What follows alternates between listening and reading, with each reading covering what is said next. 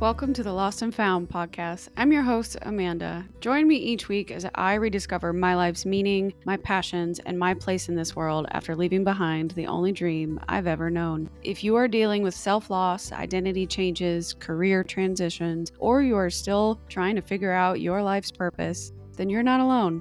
Join me. Wanderers are always welcome.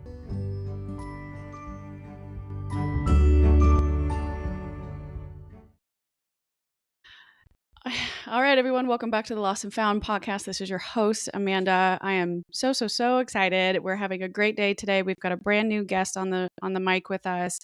I'm bringing Lori Pappas to the show. She's an award-winning entrepreneur, philanthropist, accomplished author, and she has a new book out called The Magic of Yes: Embrace the Wise Woman Within, which invites readers to explore their inner strength, rediscover their essence, and chart their life filled with authenticity and purpose. And Lori, I'm so glad you're here. Thank you so much for coming on the show. Oh, thanks, Amanda. I'm delighted to be here. Yeah, this is so great. Where are you coming in from? I was reading some of your book, and you have been in Africa, you've been in the US, you've been abroad, all over. Like, where are you these days? Well, hopefully, I'm finally at 75 years old in my forevermore home, but we're in Santa Rosa, California, so about an hour and a half north of San Francisco. Oh, lovely. I actually have a friend that's getting married in the Napa area in June. So I'll be out in California soon. Well, great. You'll have to stop by. It's a lovely, lovely place. Yes, We love it. it is. It really is. I haven't been to California in a long time, but I do love it there. San Diego is one of my dream cities to be in. You can get to the beach, you can get to the mountains, you can get to the desert so quickly, and it's fun. It's a great area. So that's awesome. Well, Lori, for some of my listeners, my readers, I don't have any readers yet, but for my listeners that may not have had the chance to read your book yet or learn about all of your philanthropic work and your humanitarian efforts, could you tell us a bit about you and what kind of led you to that, living that life? You know, what were some of the things in maybe your childhood that kind of shaped the woman that you became today? Well, that's about a 65,000 word question, but let me give you the real quick overview. So I was born in Minnesota, and I had a very traumatic childhood. My mother was a religious fanatic and thought that I was possessed by the devil. So I ended up in the nut house, and I managed to escape when I was 16. And that's a whole other story. But what that did was that made me realize that I had to be in charge of my own life, that I really couldn't count on anybody else to help me out. So that was one thing that taught me. And the other thing it did was I developed very, very tough skin outside that would protect me from anybody challenging me.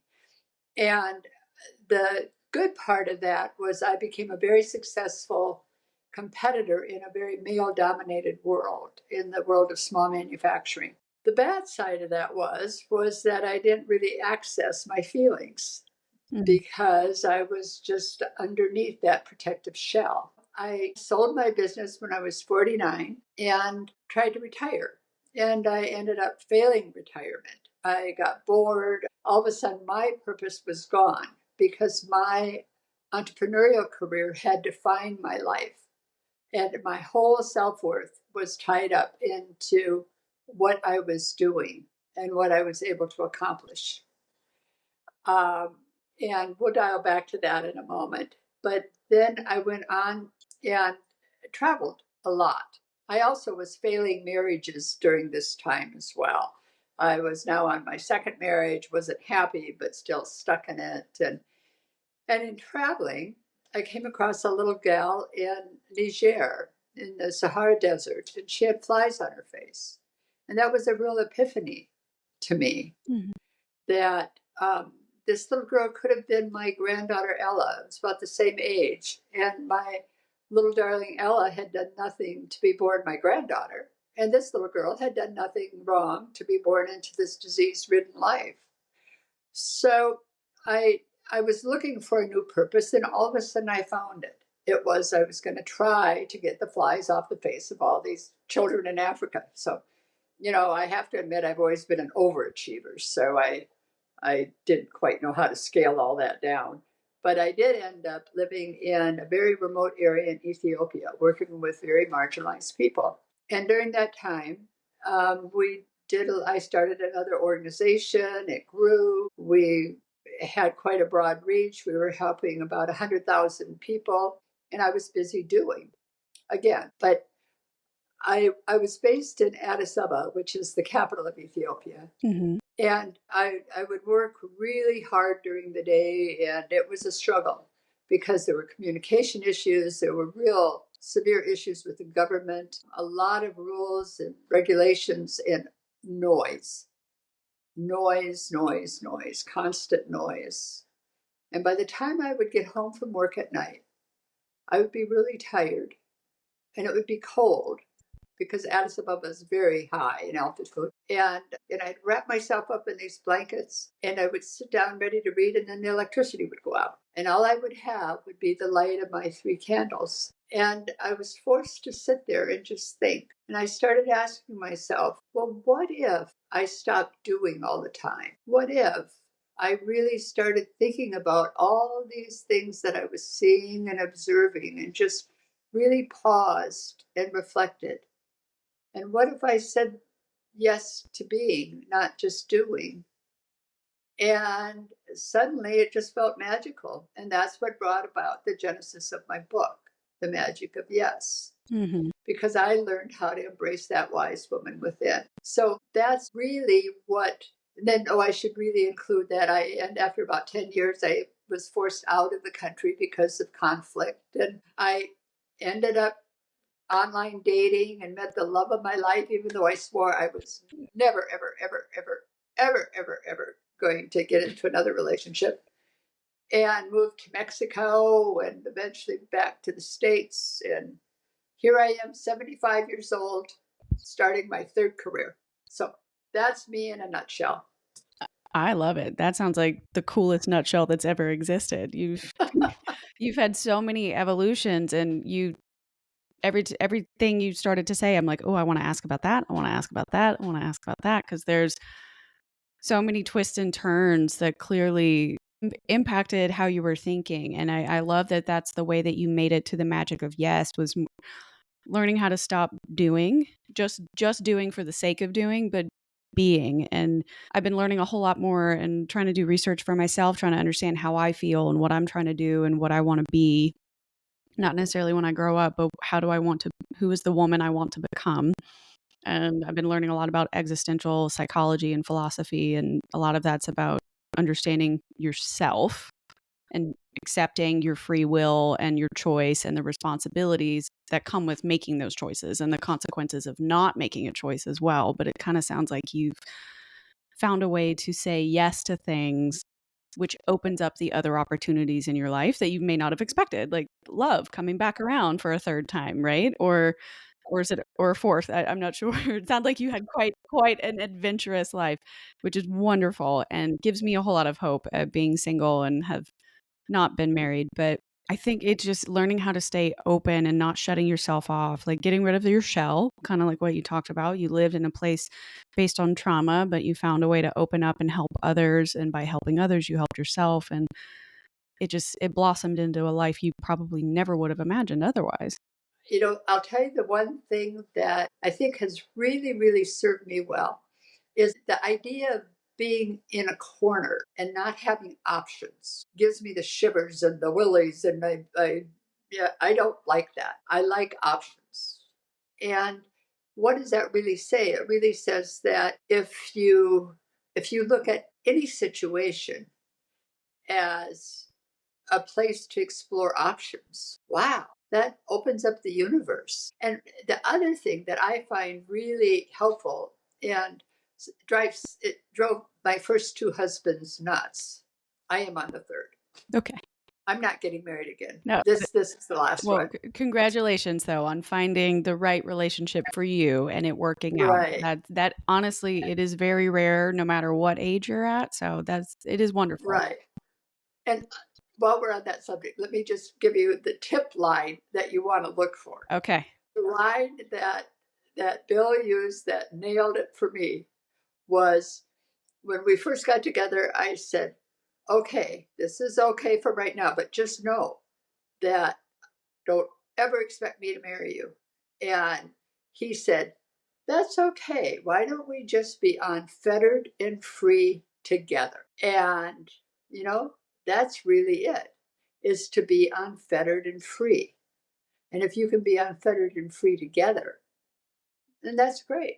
Yeah, I like that. Anyway, you had asked me another question and I went off on a tangent. No, it's okay. We have so many tangents. This might end up being a tangent podcast, but maybe we can. You mentioned so many great things, so maybe we can go. I tried to base the questions I sent you kind of what I thought the order might go in, just to kind of touch on different points. So maybe we could go back to the childhood stuff you touched on. Every now and then we've had a few guests that were religious and they have talked about like their experiences. And it sounds like you had a pretty difficult time growing up. And I'm from the South, so a lot of us were born and raised Bible thumpers. And then as we got older, really retracted back from that and tried to figure out what our real relationship was with everything. But it sounds like you went through a lot of dark moments there, and I'm curious, what was maybe your inner dialogue like if you were just trying to survive, what you said to yourself to help you survive? Because a lot of people probably would have given up. Maybe if they had been institutionalized, they would have wanted to commit suicide, or they would have stayed depressed, or they would have not gone out to help others. They may have gone out to hurt others because they were hurt. So I'm very curious, how did you find a way to make sure that your traumatic beliefs didn't actually become so detrimental to the rest of your life? What did you do to help you keep a mindset going? You know, Amanda, I think I was just really fortunate in that I thought my mother was nuts. You know, so I didn't look at her as a wise woman or an authority figure. I looked at her as a burden I had to bear. And because I I looked at her that way, I was able to outwardly at least say, lady, you are not making any sense. But what it did do inwardly, and I did not recognize this part until I was in my 50s, was that it damaged my self worth. And that was why I had such a struggle of really rationalizing my professional life, which was very successful, to my private life, which was a bit of a mess. And it really was based on that lack of self worth, self awareness, self love, that whole area of really understanding who you are and discovering your own essence. And that's why I really start in my book, and I'm not just here to talk about the book, because what's to me is really important is the message, is the fact that our step one to embracing our wise woman within is discovering our essence and discovering who we are. And it's just like you were talking about what your moral compass is. And I'm going to tell a little story. And it's a little story about this supposed to lady and the real lady. And if you think about it, when you're first born, it's like they slip a suit of clothing on you. And it's like the helmet is what tells you what to think. And the sleeves tell you what you're supposed to touch and what's real and what's not. And the bodice is like it tells you, oh my God, this is how your heart is supposed to beat faster, or you're supposed to be scared, or you're supposed to feel okay or comfortable. And it's a suit of clothing that dictates how you function, really. And that's your supposed to suit. And that supposed to suit really comes from your family or from your society. You being in the South, I mean, and that really is a Bible thumping area. And you're looked at being not good. And you know, the whole thing is we could spend an hour talking on that phrase, be good. Because what does be good for girls mean? It means don't say anything, look pretty, be compliant, go with the flow. And nobody ever says, "Oh, hallelujah, my girl is bad."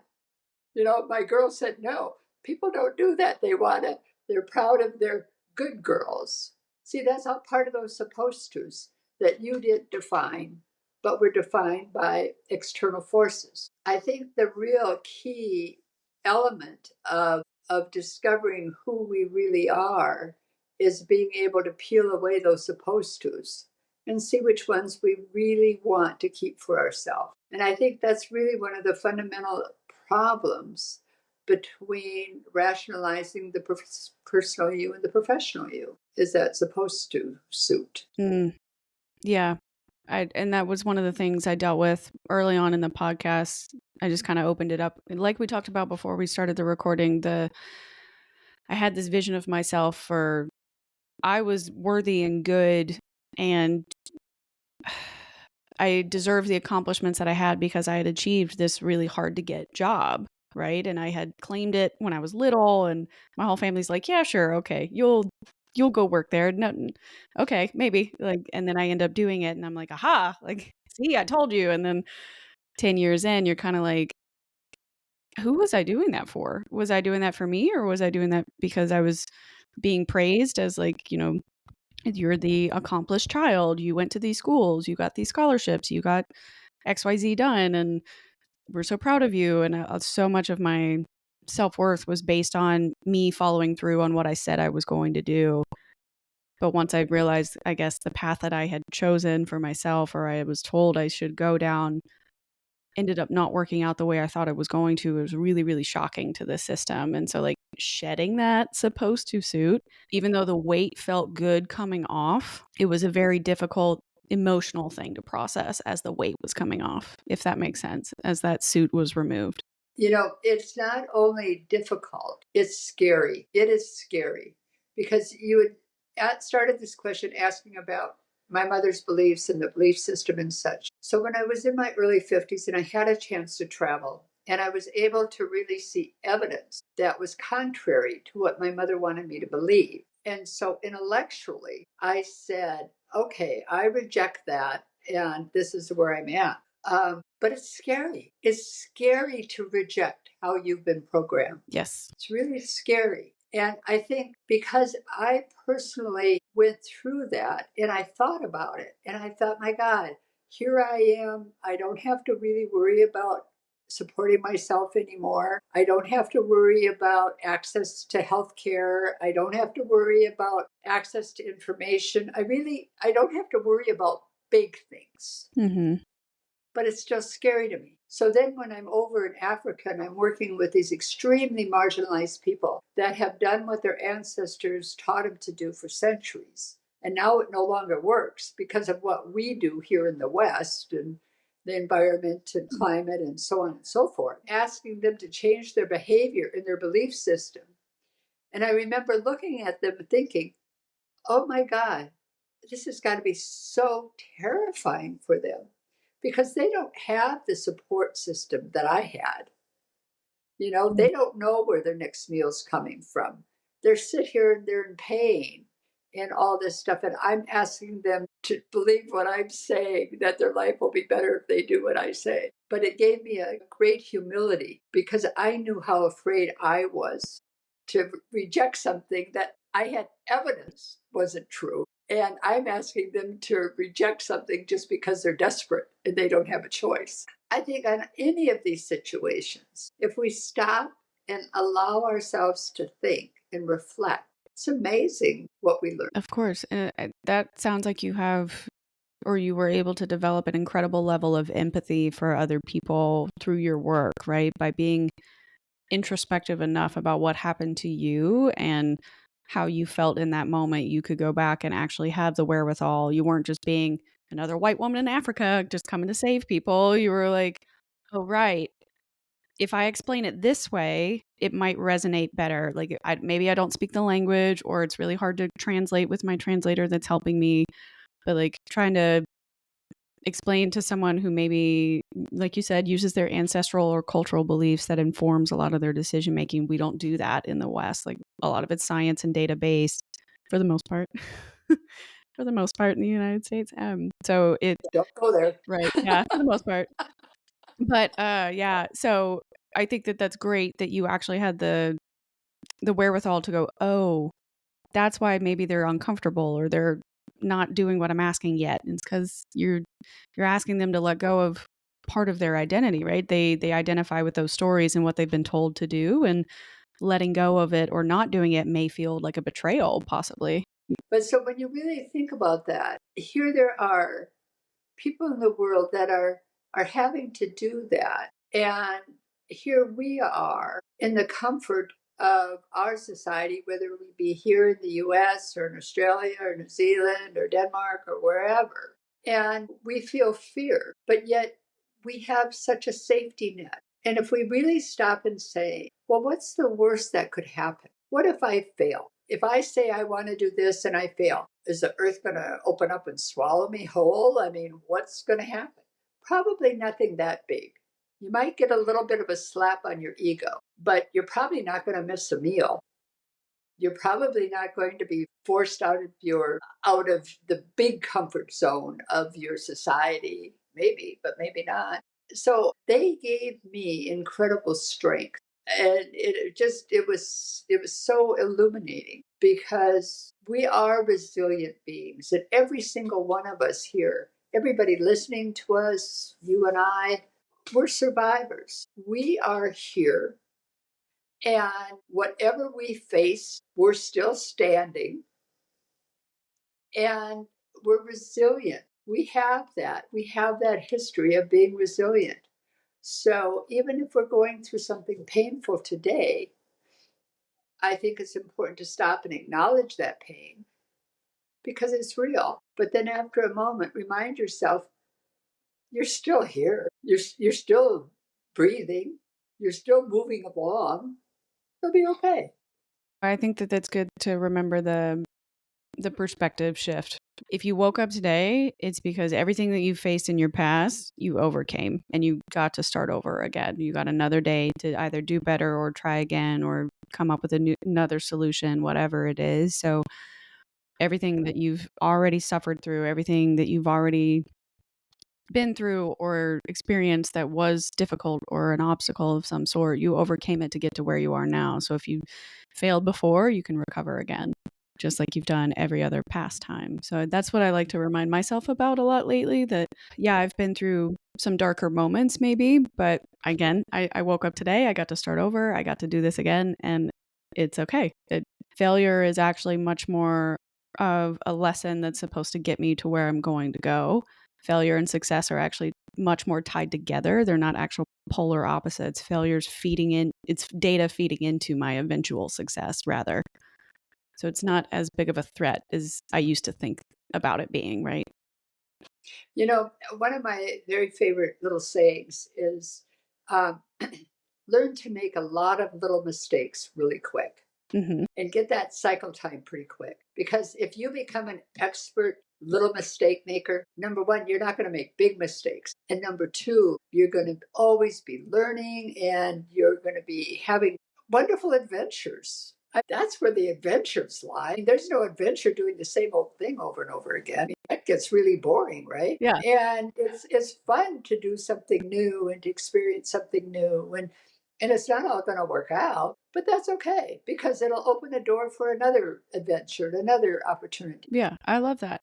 Well, let's talk a little bit about your adventure transitions. You did mention, like, in your 40s, you ended up selling your first business. Is that correct? And what made you decide to sell the business and retire early? And then when you realized you didn't like the retirement life, I guess, what kind of triggered you to try something new again? Like, what made you want to keep going? Well, my second husband was the one that really was pushing me to sell the business. And and I agreed to sell it because it was more in a maintenance mode. And what really gets my juices going is creating and doing something new and having adventures and that kind of thing. And so it took about 5 years, but sold the business and moved out to the West Coast. And what made me fail retirement was a couple things. One was I discovered that I'm really not a good follower. So I tried to do volunteer work, but I don't know how to follow something that I think could be done better. And all I had experience was being the leader, being the boss. And that might sound funny to some people, but I always thought it would really be nice to know how to follow. Sure.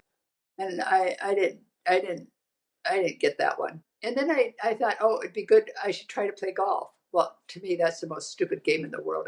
That ball's too little and the stick is too skinny, and I'm not coordinated enough. Yeah. So that didn't work. And then I planted a garden with 3,000 plants that I planted myself. Oh my goodness.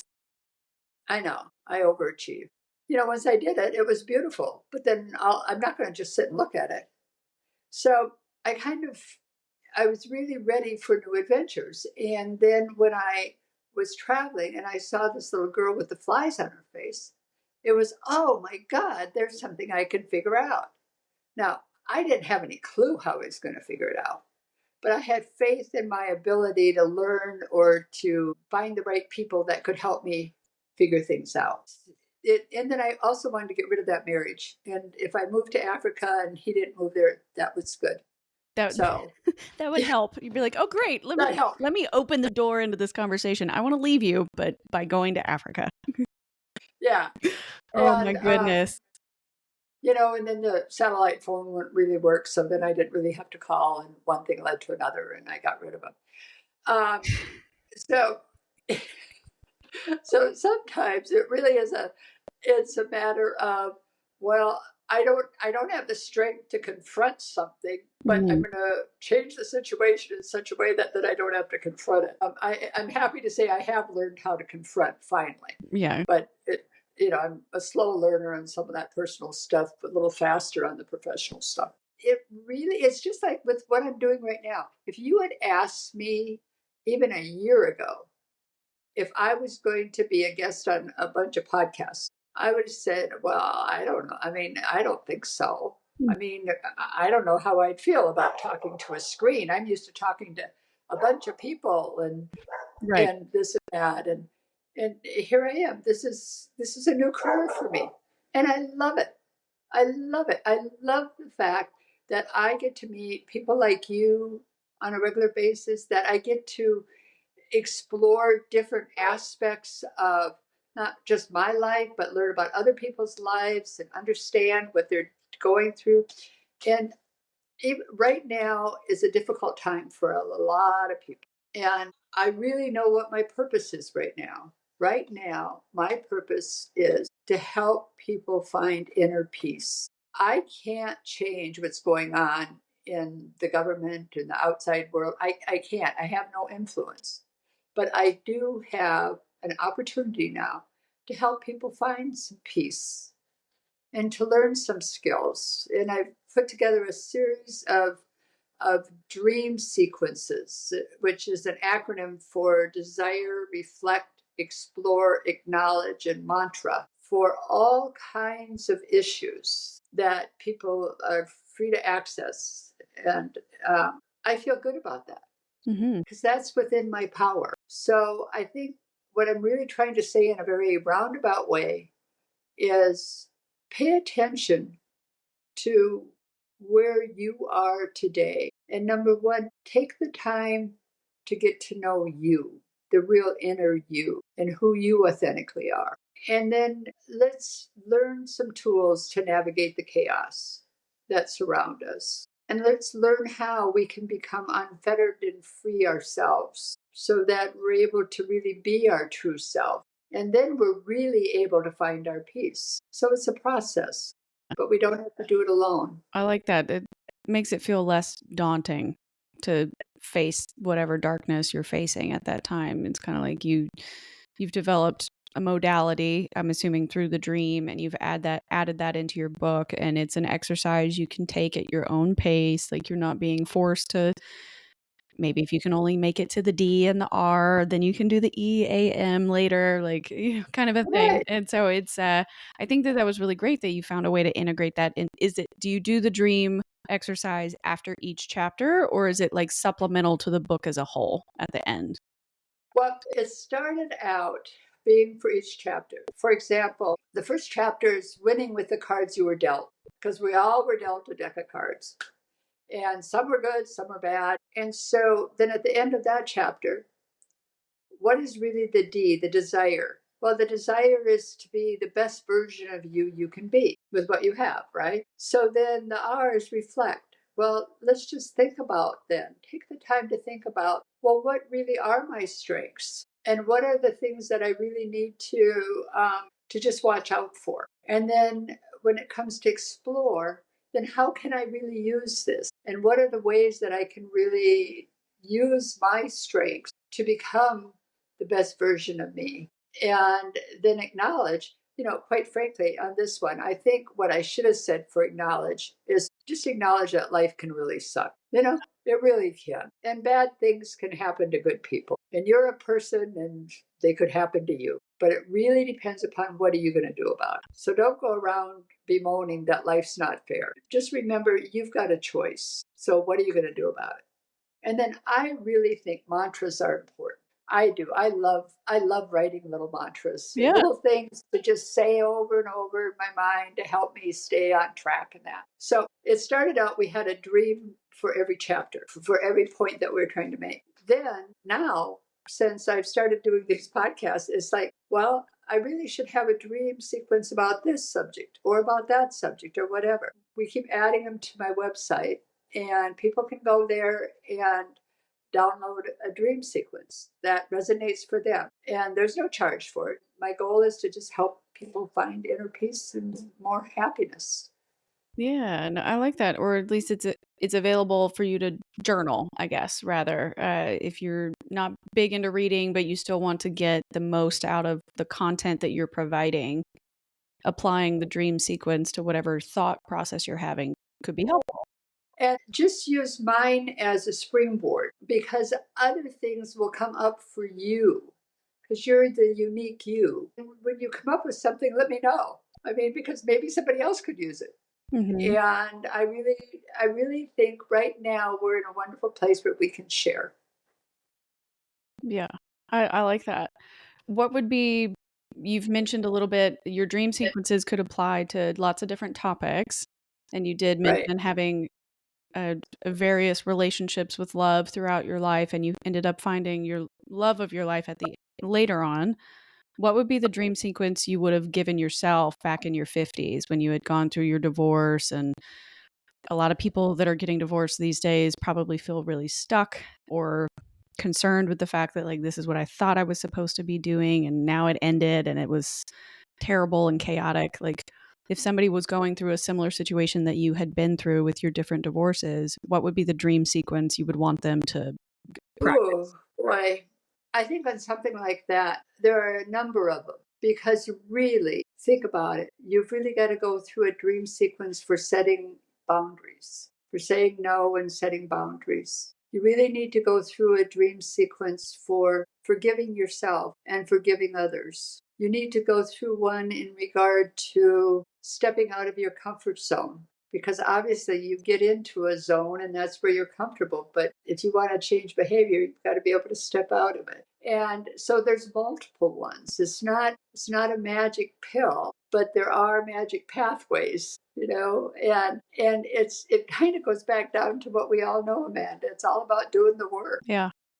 Damn it. Yeah, which is hard. It's so hard. Like, knowing Oh, knowing you need to do the work, the acknowledgement's the first step, right? Like, knowing you need to do it, but actually following through and not letting yourself sit in denial, I guess, for forever isn't going to fix it. Avoiding it, pretending it's not there, burying it, throwing it in your closet, whatever metaphor you want to use right now, it doesn't change the fact that you still feel that way or that it still happened to you or that it was traumatic and bad and hurt. I'm curious, through your relationships, what has it taught you about love and timing and self-worth for you? Because I'm sure the rate or the pattern that you had or the timeline that you had probably wasn't what you were expecting either. So I'm curious, what did you learn about love and timing and self-worth? it really goes down to the fact that I had some bad habits I had to get out of. And one of them was avoiding. And I had this period of life where I very definitely was a workaholic. That became my comfort zone. So that question is a really, really complex question, and it's something we probably should do another podcast on. Oh, please because come back whenever you want. it's because it's such it really is a complicated issue. For me, I think what it was, for me personally, what actually got me to say yes to Bill was, number one, he used to be a campaign manager, a very successful campaign manager, and I became his campaign, and he was used to winning. So I think that was part of that, was there was a guy that was actually able to chisel away at my armor. And another one was the fact that I knew that I always had an escape hatch, and I ended up marrying him. But I didn't marry him because of need. I wasn't looking for him to fulfill a need in me. I wasn't needy. I had dealt with all that crap. And so it was just a matter of, oh, yeah, it's a lot more fun when he's around. Yeah. And that's the big thing. And I've got a whole bunch on that.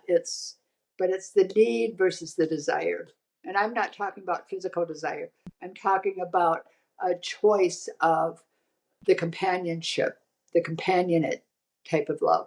Yeah. And is that topic covered a little bit in your book, where you kind of explain Oh, yeah. your thought process through that and the differences you learned to recognize? Excellent. Okay. Well, anybody listening, make sure you grab a copy of this book. You're going to cover so many amazing topics that we can learn from, including love later on in life. Your book, The Magic of Yes, it's in the title. And we did talk a little bit about the word yes and how that impacted you later on and sparked the book. But your book speaks a lot about embracing curiosity.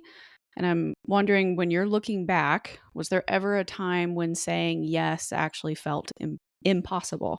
I don't know, because whenever I had a little technique that I used when I got myself over my head, is I would just lower the bar so I could Okay. still win. You're like, I got it. I made it. Yeah, that's how I feel in CrossFit when I'm trying to do a pull up and I'm like, I did it. Yeah, just lower that sucker down Yeah, a no, little bit, and you'll be that's able to do it a little better. yeah, anybody that's a CrossFitter, I'm well aware that's not how it works. I know that. But this is what I tell myself. Like, you did great. You made Yeah, it. there's no, you know what? You can really be happy if you manage your expectations. I mean, that's really key, is managing your expectations. And expectations are very negotiable. And the big problem is usually just yourself. I'm a really curious soul. I am. I have an awful lot of curiosity. Yeah, And I think it's because I get bored really easy. really. Well, I Yeah. guess, yeah. You have a lot of really interesting hobbies, though, because now you're an accomplished gardener. You did try golf. You've opened multiple businesses. Now you're an author. Now you could be a future podcast guest for years to come, because this medium's not going anywhere. So if you get good at talking, they'll bring you on. I could get good at talking. You could That's get good right. at talking. Yeah, man. Just keep adding that to your resume. You'll be a superhero by the end of the year. Could you tell us a bit more about what your solutions were while you were working in Africa, and like some of the projects or things you did bring to the different countries or communities? Well, I worked mostly in South Omo Valley and Ethiopia. That is where I worked. Okay.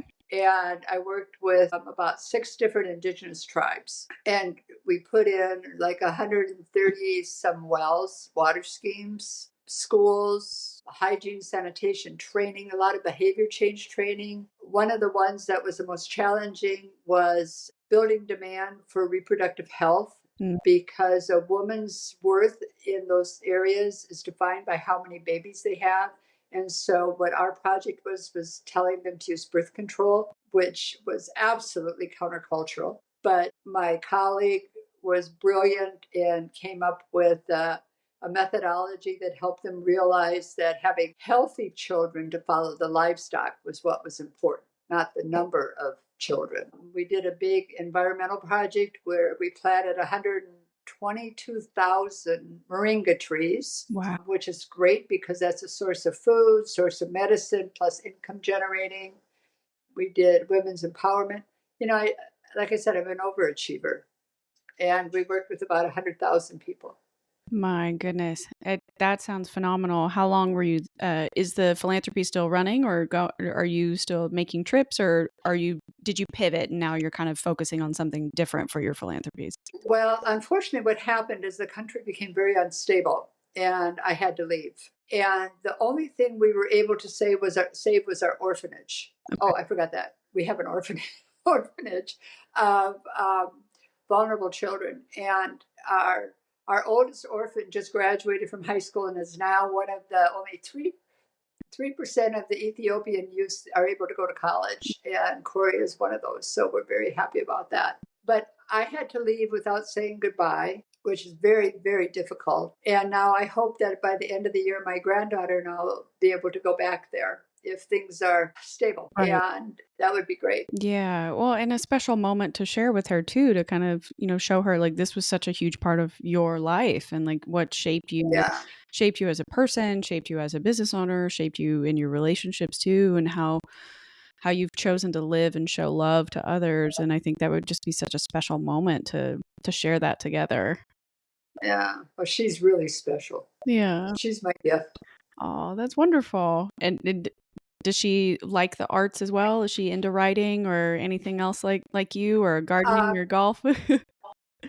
she actually is a rocket engineer. No. Oh my Yeah, gosh. she Wow. is. Well, Yeah, never yeah. mind. She'd probably be like, "You little podcaster, you wanna talk about what?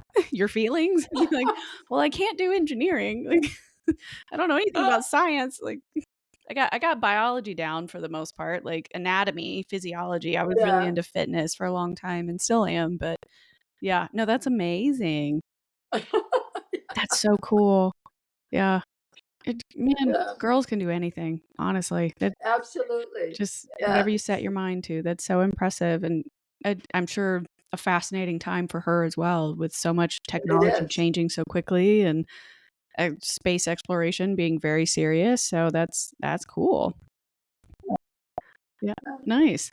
Well, if the readers could only walk away with one message from your book, what is the one message or one lesson you would want them to know?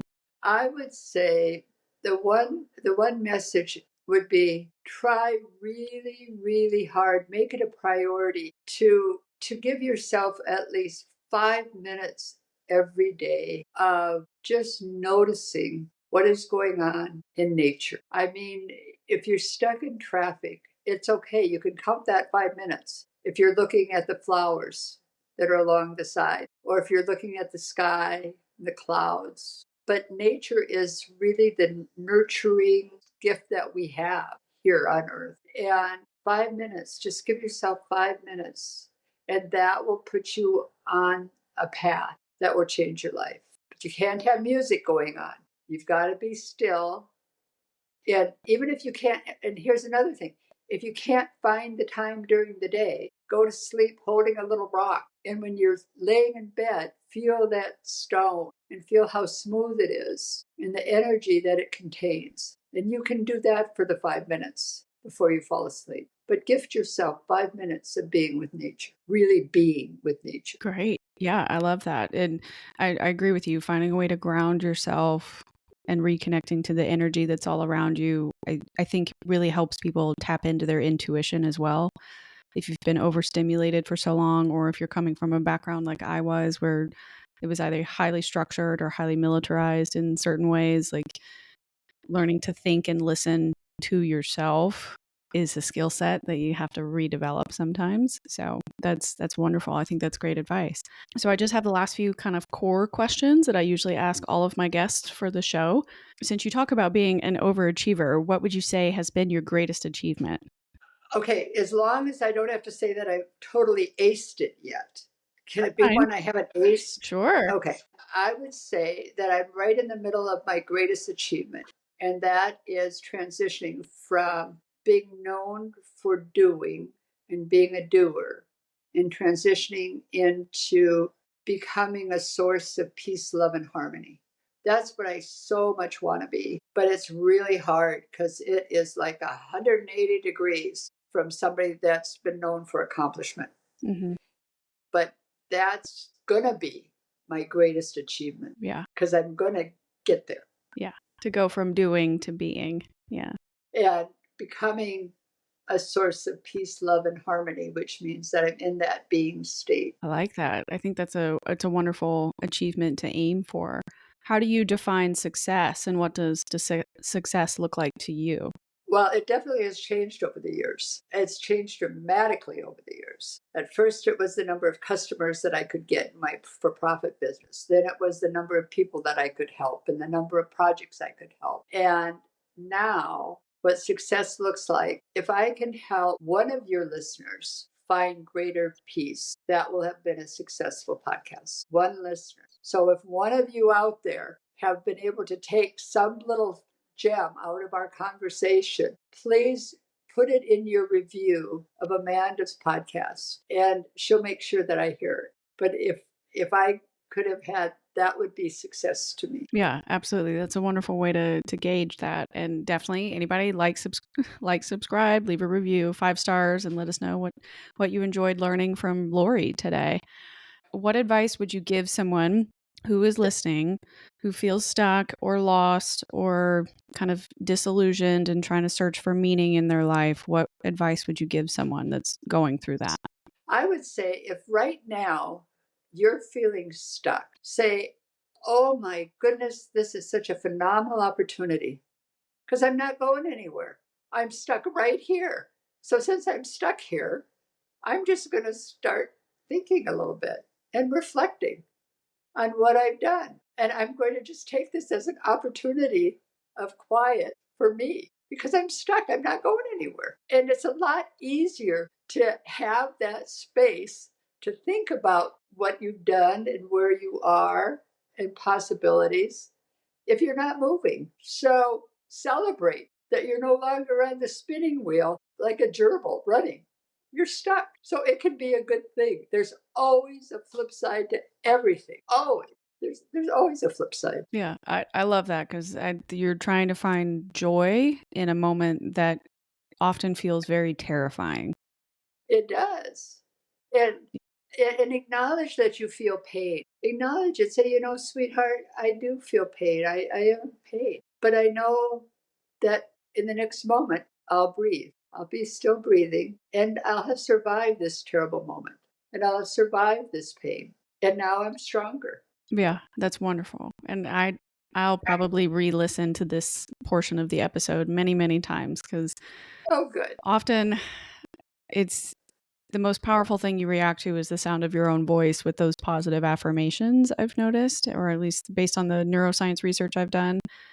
You saying it to yourself tells your brain to change those neural pathways, to have those new reactions, to start looking for those different signs in the universe or different signs in your current environment that show you that you are worthy, you are moving forward, you are getting the growth out of this moment, whether it's tragic or not. If you choose to believe that it's there, you can find it and you can take advantage of that. So I love that you're offering a way for the listeners to change their mindset. Yeah. And the thing of it is, it's okay to stop looking. Just even stop looking. Oh yeah. Just hold that little rock and just try to think about that. And you know what? It'll come to you. And it's your voice comes through your intuition. It does. But in order for our intuition to have the amplification it needs to get our attention, we have to be quiet. And we have to stop trying to control everything. Oh, that's so hard for I for a type A know. person like us, yeah, the overachievers. Yeah. No. Yeah. I know. I actually had to do an intervention on myself. I was lying in bed at night in Ethiopia, and all of a sudden I realized my mind had been such a bully all my life. It always wanted to be in control, and it never was really giving my body and my spirit the space it needed for them to have a voice. And so we made a deal that my mind could be in charge of spreadsheets and schedules and all that type of stuff. And my body was just going to be able to keep on doing what it was doing, which was being that structure that allowed me to function. But the part of me that was going to be in charge was my spirit, that my spirit got to become the boss. And it takes a lot of reminding, but it's an interesting concept. And I'm gonna have to sit with that one for a while too to see if I can reconcile between the three because they all that makes me think of that Disney, I guess it's Pixar actually, the Inside Out where the little emotions are like running through the girl's head and they're fighting for all the different things to get her access to stuff or like to control the brain and living in there. But it's when you watch the opposite of her show up, it's the essence of who she is conflicted and coming out. And it's because you're trying to reconcile your head and your heart and your emotions and all that kind of stuff. So that's a good one to sit with. I appreciate that. That'll be a reflective opportunity for me. All right, my final question. If you could give yourself advice 10 years ago, what would it be? 10 years ago. Okay, let's see. I'm 75. 10 years ago, I would have been 65. I would have been in Ethiopia managing all these projects. I think it would have been, but I started reflecting, and I think the advice I would have given if I had the wisdom then that I had the wisdom now would be, okay, Lori, you're good. You're on the path that's going to lead to that peace. Congratulations for finally getting on that path to find that. But that's good. I like that. That it's again another a joyful message to give yourself. Like you did it. You made it. Yeah. Keep On going. the path. Yeah, you got on the I didn't path. get to the end of it. Yeah. You got on the path. Stay on it this time. Yeah. No frolicking off. Okay. Well, Lori, this has been one of the best episodes. I had so much fun talking with you today and learning so much more about your book and everything that you're offering, the women in your groups and the support systems you have available for anyone that wants to consume more of your content. What is the best way to, there's my dog. What is the best way to reach out to you or connect? How can they find your book? Anything you would like to promote? Okay, so the best avenue really is my website, and that's loripappas.com. So LORIPAPPAS.com. Because in there you've got connection to the book, you've got connection to my newsletter, connection to the dream sequences, connection to the Facebook group, the Wise Woman Sisterhood is all there. And the book is The Magic of Yes. Don't forget. That's right. Everybody go and grab a copy of that, The Magic of Yes, and change your life today as soon as you get it. Lori, thank you so much. Everybody, you know the drill. Like, subscribe, leave a review like we've talked about. Lori would love to hear your feedback. I would love to hear your feedback. So if you enjoyed listening to this show or watching on YouTube, send us a comment. We'd love to engage and hear what you enjoyed, or if you want us to dive deeper in a part 2 episode, we'd be more than happy to set that up and keep it going. This was great. So send us all that. I will put Lori's information in the description notes. You can find me hello@podcastforthelost.com. I'm on Instagram, TikTok, and YouTube, so you'll have all those links as well. And remember, wanderers are always welcome.